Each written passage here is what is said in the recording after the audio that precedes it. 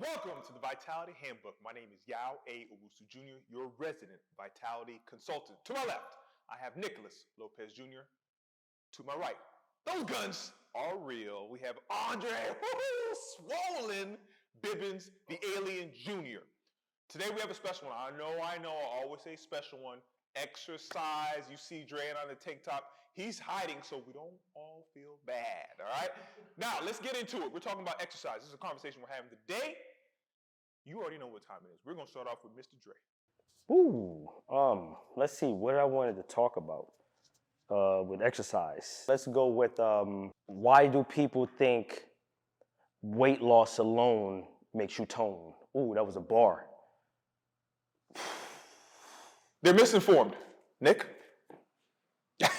Nick was like, that was a good That's perfect. I mean, if you think weight loss alone is going to get you to leanness, more ripped, more shredded, you're just going to lose weight, right? So if you're an alien like this guy, if he loses some, he still has a reserve of muscle that he's worked hard for, and it will just sharpen his toolbox. If you have someone like me, who I'm a glorified skinny boy, if I sit there and do cardio, I'm going to get more skinny, right? That's just how it works. So it all depends on your body type and how much work you put in before you started said cardiovascular work. So that is a big misconception that if you just sweat, you're going to get lean. No, you're just going to lose weight. And whatever your body type is, that's what's going to happen. So and skin hanging. Skin hanging, right? Hanging skin. You even see people that are skinny fat, right? Still have loose skin. Right? So this doesn't mean you're big, have loose skin. You can be skinny and have loose skin. If you're this guy, mesomorph, you do whatever cardio, look at a treadmill, you're going to get lean. So it all depends on your body type. Nick, what do you think? I would say it's because of the culture and who's responsible for exercise culture. You know, that's a whole different type of conversation. Mm-hmm.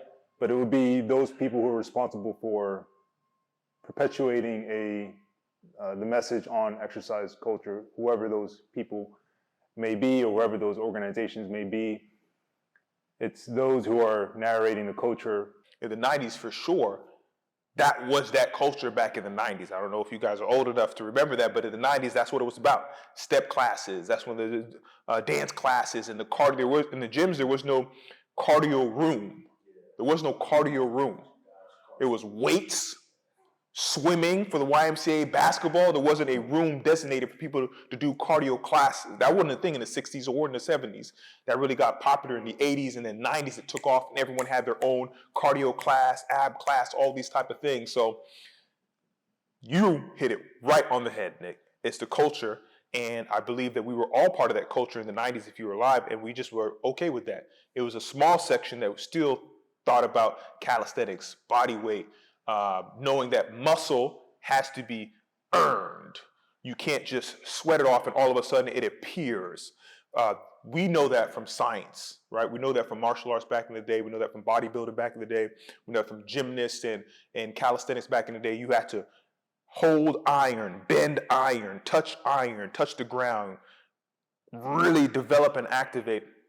And I think we lost that as a culture, and we're trying to get it back by drugs, by gains, everything is gains, and it's kind of overdoing what happened before. So everything's about, hey man, did you get your gains in? You get your gains in, get your gains in. Now it's all about getting bigger and more muscle. I think there needs to be a combination. You have to have real conditioning, athletic artillery, tune in, show you what real conditioning, soon we'll get some real conditioning in here. But the conditioning isn't just going out and doing cardio. What Nick is doing, I know I'm taking over so far, but what Nick is doing, I don't know if he's going to let us know about his exercise routine, getting into speed, agility, and quickness. That's what you think athletic type training. Now, if you do that, you can have muscle and keep that muscle density and have high intense training to where you're not draining all the energy out of your muscles. You're actually helping it to get more leaner or cut or keep the muscle density that you have. So yeah, I didn't mean to take over, but you just explosive. Yes, explosive. Yes, think so power, explosive. Boxers still have that muscle. That wrestlers, like, so you just look at the athletes. Just look at the athletes, right? If you see it, just look at that. If you see marathon runners, they're going to be skinny fat. If you see football players, most likely if they're skinny fat, they're not going to be a football player that long. I want to say something about the runners, the marathon runners.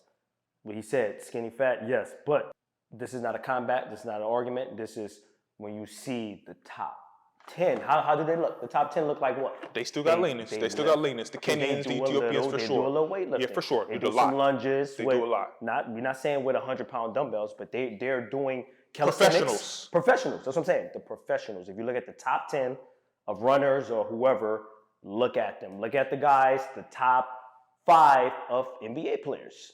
Look at their body type. Just look at the top guys. Look at the body type.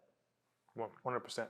So the emerging signal I'm getting from both you guys is that there's an opportunity to present to the audience the difference between, so I want to make sure the brand not showing, the difference between what skill work, what drill work is and what the conditioning of those drills are. I think right now that'd be helpful for the audience they get inundated with content on not being able to tell the difference. So when they go in and they're like, oh, this athlete, when we talk about the culture of exercise, if I was a marketing team, they would find people who look in shape, who have muscle development, who have their own programs that may or may not align with our product, and I'm going to have them record a class on cardio.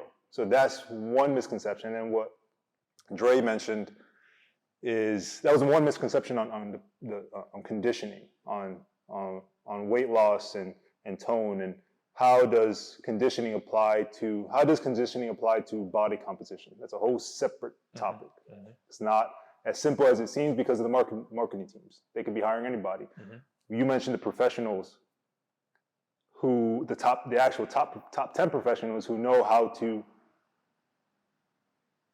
not only do the drills, but actually condition the drills versus, so saying there could be an expert who says, all right, guys, you to avoid knee pain in basketball, you have to be able to do this. Okay, so that's, and you have to have a band attached to it. Okay, so we make a video of, Yao, great. Why you keep on saying Yao? Why you keep on bringing me into it? Because Yao's because you're the star, man. Okay, so that's what he said. Okay. You're the one who is on the bright lights and looks good. People like me. I understand. Okay. Yeah. I'm joking. I know what he's getting at. I know what he's getting at. If you doubt me, just have Yao rotate to his right, and you can see why he has a star on his shoulder. But anyways, so he's supposed to be the star. So he wins. So I'm just saying, anybody who's trying to educate you, Yao's educator. Mm-hmm. So he's there anybody's there doing the drill to educate on, okay, this is going to make your knee better. Okay. Now they give it to basketball players, but before you give it to a basketball player, because they say basketball players need strong knees. Okay, so I saw this video, but that drill does not equal the conditioning of that drill. The conditioning means, what does conditioning mean? So I'm going to ask you that.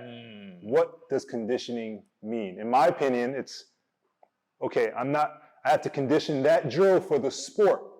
The sport is intense professional basketball. Doing this with 10 pounds is doing the drill right, but it's not conditioning the knee joint for that sport. So that's why when you give them that 10-pound resistance band, okay, I've improved knee extension for that sport, for that basketball player, but I have not conditioned the knee for that sport and appropriateness. So why? Because there's going to be forces well beyond 10 pounds don't be acting on that function, on that pattern. And that's why we see all these injuries, because there's no delineation between the drill and the conditioning of that drill. And that goes for everything. So I want to hear your guys' opinion on what conditioning means. And I feel Yao's response burning in his soul. No, I'm going to let Dre go, because if I go, then I'm just going to keep talking. What you were saying, right, about flexion, extension, whatever. That should be categorized. See, what you say is the top 10, they know how to actually program skill and strength training. That's strength training. They think it is a carryover, but that's not the end all be all.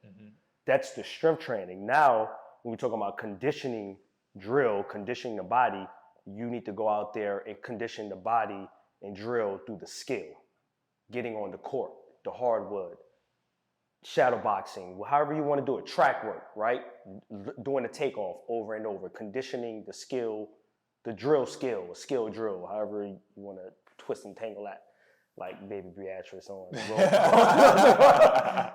Yeah, so that's my, as of right now, but I'll let y'all go. Yeah, I'll take what Nick said. So track runner, everyone sees track and field. Usain Bolt, right? Let's just say Usain Bolt, he has issue with his knee. We're doing this drill to learn a skill of knee flexion and extension. Then I have to do that through track drills, high knees, running in place, sprinting fast. That is conditioning that knee to do knee flexion and extension through a drill, and I condition him through that drill. Wait, we're not done. Now he has to go to practice, and he has to do his practice 3x4, 4x4, 5x5. No, we're not done. Then we have to do competition ready versus other people. That is conditioning, right? So I can break it down scientifically. I don't want to lose anybody, but you need to condition yourself through the movement pattern, through the skill in that movement pattern, through exercise, strength, calisthenics, plyometrics, through that exercise, all pertaining to that movement pattern that you want, and then get them game ready. So that is conditioning. If you don't do that, then you higher your propensity, your likelihood of injury.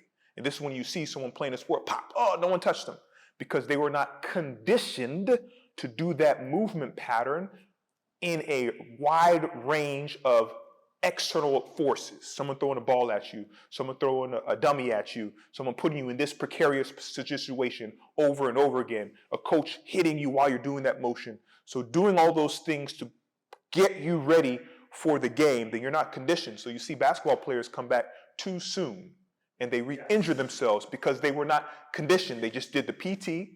I fixed my knee, now go out there and play. No, you need to do the PT, then drill work, then drill work, then drill work, then get conditioned and practice doing drill work, then get game ready. Someone hitting you and still doing that drill.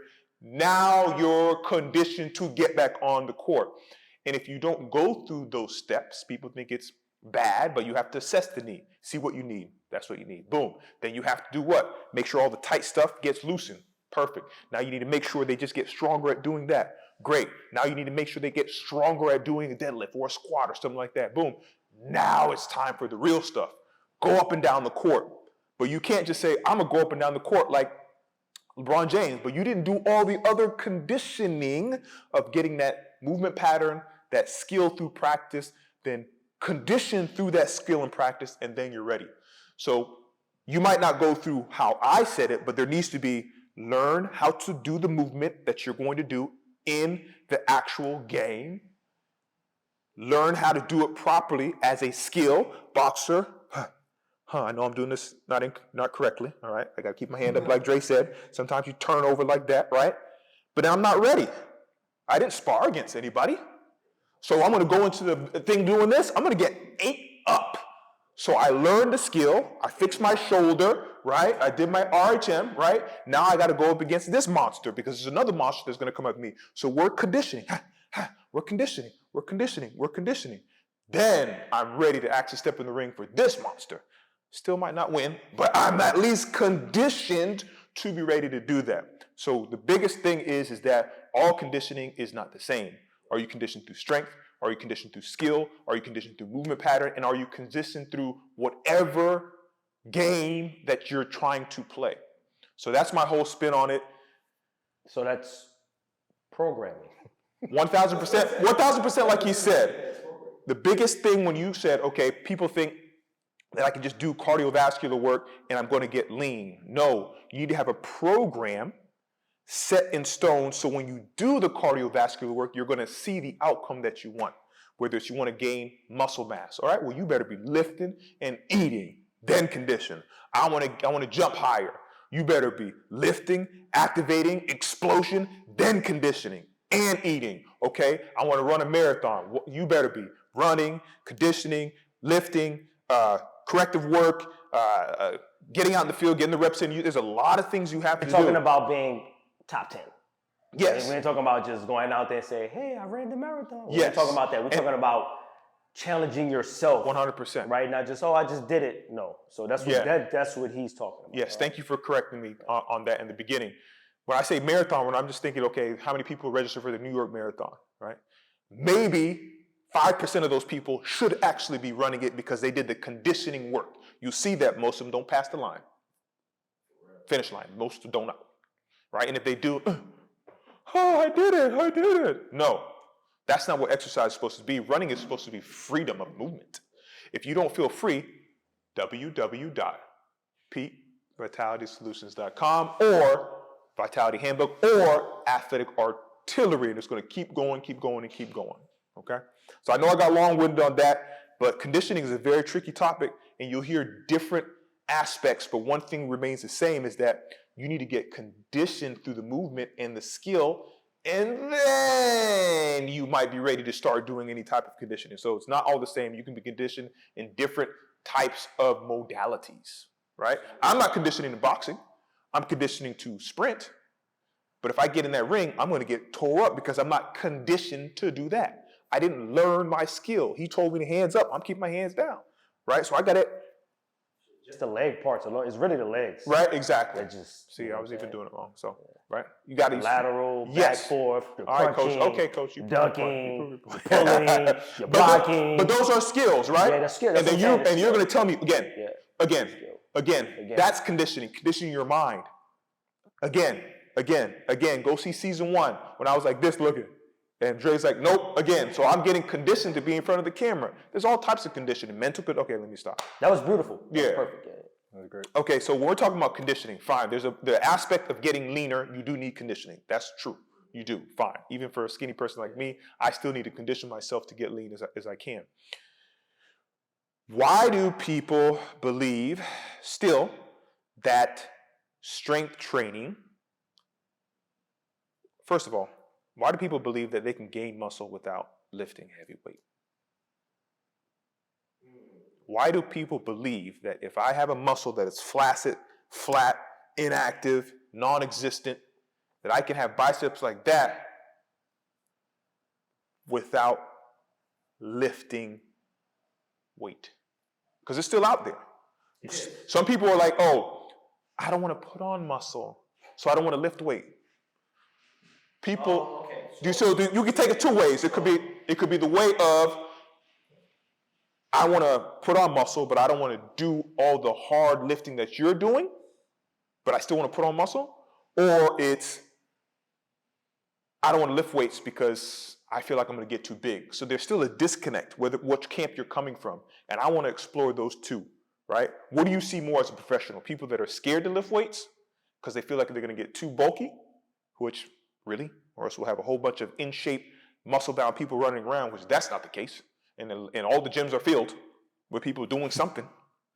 Or, man, I really want to look like you, Dre. Okay, you got to lift here, you got to lift here. I don't want to do that. This person's online doing all this cardio conditioning, and look at this guy's biceps.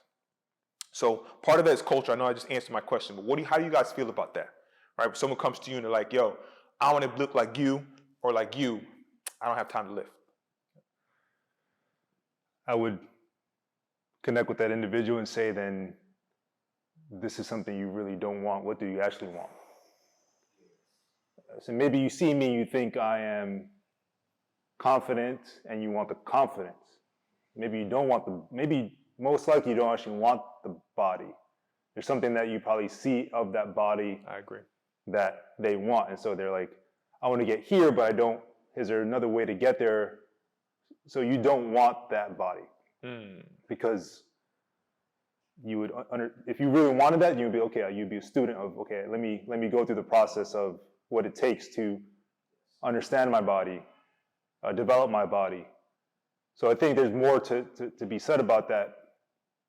And I would just look at the person in the eye and say, this is not what you actually want then. What is it that you actually want? Do you think that this body comes with more intimate opportunities? Do you think this body comes with more confidence? Do you think this body comes with more opportunity in the workplace? Do you think this body comes in with more social opportunities? Do you think that? What are your assumptions with this body? Because they were already wrong in the first place. What's your assumption? What else? Let's explore that, right? Let's lead with empathy as always. I like that. I mean, that's a great answer to me. So Dre, what do you think when it comes to people misperception. Is it misperception? Is that a word? Misinformed, misperception. Yeah, so that they're getting misinformation to where they're not realizing how muscle is built. They don't realize how muscle is built. That's actually a good question. You know what I mean? Like they don't realize how muscle is built. People have that misconception of what or how to build muscle. Where do you think that disconnect is? I know Nick said earlier the culture, right? Doing cardio is going to get you leaner. Well, why don't they understand that lifting heavy weights is going to give you dense structure? I'm gonna go with females first. Okay. Misinformed that they think that if they lift heavy in their own way that they can get these biceps and triceps and shoulders when they don't know that I've been putting in work consistently 3 to 4 times a week for over a decade. So you're not just going to touch weight and blow up and explode like me. That's number one. Number one, you're not willing to eat for it. We're being real. Real. You're not willing to lift for it. You're not willing to come in on days where you feel like complete and still stick to the plan and the program. Now for the males, when they say they don't want to lift heavy and they want to, they don't want to look like me. Once again, you'll never look like me. I'm sorry to tell you, because you're not willing to put the work in. Like we said before, if we're being real, we're being honest. You know what I'm saying? They're not willing to put in the consistent work over time. Yeah, they'll put in work for that one day, but then, oh man, I was sore. You're deconditioned. That's why you're sore, right? Some male clients, I want to go into a different lane, or even my female clients, they got that moolah. They have custom stuff. So you have to make sure you program a certain way for them so that way they won't outgrow their customized suits and customized expensive leather skirts and dresses and all that stuff like that. So it is.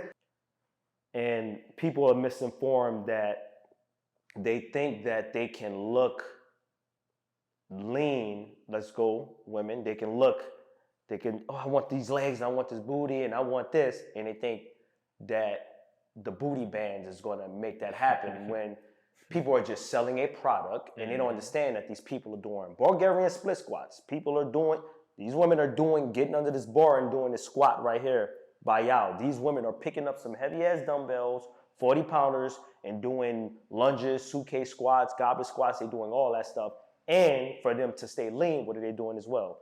They're conditioning themselves somehow, and that means eating, you go with that, and also too, they're doing some type of form of cardio, which is LISS, low impact steady state, which is great for maintaining muscle. We're not saying it's going to get you to your best performance, so anyone want to nitpick, right? We can leave the comment down there so we can comment back and we can break down what we're saying and what we're explaining, all right? Now, that, and there's so many different avenues with that, and I'm going to let y'all go, because I'm rambling. Yeah, no, I mean, what you're rambling, but you're rambling the truth. You see what I'm saying? So people have a big misconception or misperception of how to gain muscle. One, it's all on your body type first. If you have an ectomorph, he's not an endomorph anymore, but endomeso and a mesomorph, how we gain muscle, we're really just hypertrophying muscle we've had from 3 years old. I'm not actually adding another bicep to here. You have that, it's just dormant, it's atrophied, it's deconditioned. There goes that condition word. So if you're conditioned, you have deconditioned. You can get out of it, you can get into it. So he's saying you have to condition yourself to make sure you can see the muscle that you built. But it all depends. If I'm an ectomorph, I can see it faster because my natural proclivity is to be smaller. So you'll see my leanness before. It's going to take me a longer time to build the muscle or hypertrophy it because I don't have his body type or his body type. They can get bigger gains than me because of their body type. So I always want you to have you thinking, if you see someone that is a natural mesomorph, big hands, big LeBron James. Well, if you don't have those genetics, you don't worry yourself. You're never going to look like him, right? So don't worry yourself. Make sure you understand what your body type is. And if you don't, take our questionnaire. I don't have to say it again. You know the website. You got to do www.peakvitalitysolutions.com and go to the contact list, and we'll get you your VQ score. All right. So know what your body type is, know what your goal is, program like you said. So, fellas, let's humanize it. We said a lot of stuff about exercise, about conditioning, about muscle, about culture, about perception, misperception. Give them a gem. Go to Nick first, and go to Dre. People are hungry for real information that's really going to cause transformation. If you're trying to transform your body through exercise, whether it's gain muscle, lose body fat, all those words, right, where you know you're not gaining muscle and you're not really losing, right? You're just changing your composition. What would you say to the? Yeah, I would say determine whether you want to work out, to experience a training program, or you want to compete. So those are, so I would say decide, pick. Before you start, pick. Or just identify where you're at. Like, are you trying to train for competition?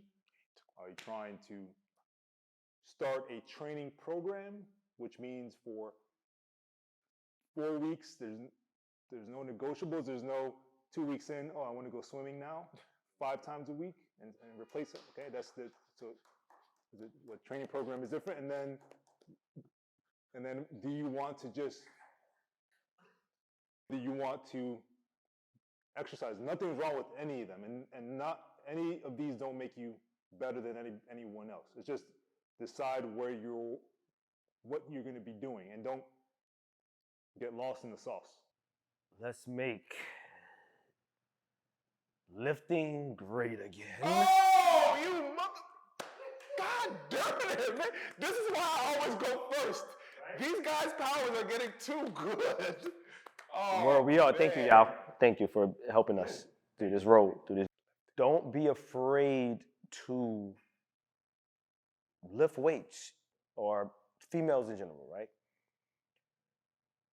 Lifting weights is going to give you the body that you want. For my male clients out there, don't be afraid to look dominant. Don't be afraid to change your body. Don't be afraid to look like a man. Don't be afraid to stand up tall like this. Don't be afraid to be here. I mean, be afraid to be here. Yes, facts. Okay? Don't be afraid of being powerful. That's it.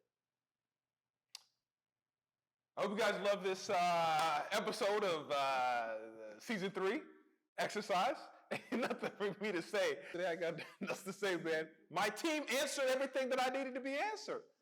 That's it. Remember, guys, like, share, comment, subscribe. Exercise. Don't be afraid. Know what you want. Let's get into it. Dre. Ah! No, come back. Don't fall the foot. Yeah.